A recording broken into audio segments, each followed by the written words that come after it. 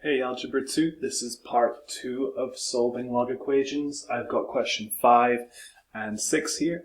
And for these last 4 questions, we're using this rule instead of this rule. So when we put the number and the letter together, they're going to be dividing. Okay, so let's do number 5. It's just like number 1 and number 3. And number 7 is like it as well. First thing, put these two logs together. If I do that, I'll have log 5r over 7.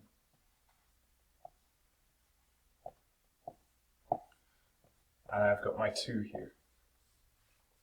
And now I can do the same thing. I can use that rule where I can express this as an exponent. To do that, I just switch these two things and get rid of the log. So the base here is 5. And that's still the base, but it's the base for my power of 2. And over here now, I've got r over 7. I don't really need the brackets anymore. So now I do it the same way. 5 squared, 5 times 5 is 25.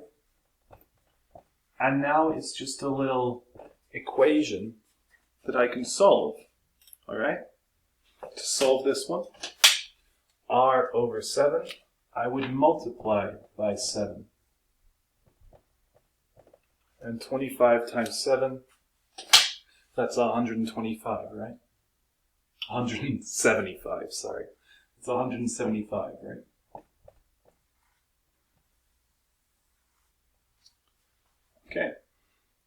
So for number 6, it's very similar to number 2, number 4, and number 8 will be the same idea as well.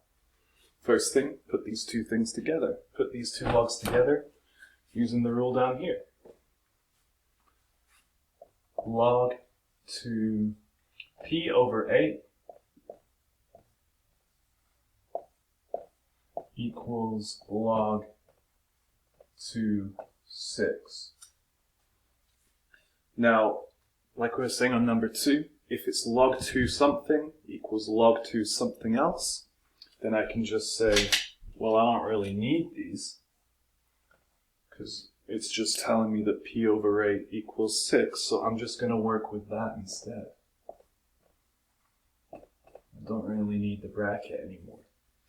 And now to solve this, multiply by 8. 6 eighths are 48.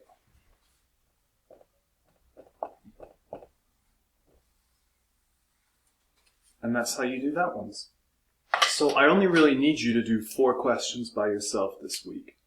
But it is a bit of a shorter week, so that's okay. And everyone's doing fantastic so far anyway. For an attendance word, let's go with Shrek. Shrek. I'll do a Zoom on Thursday.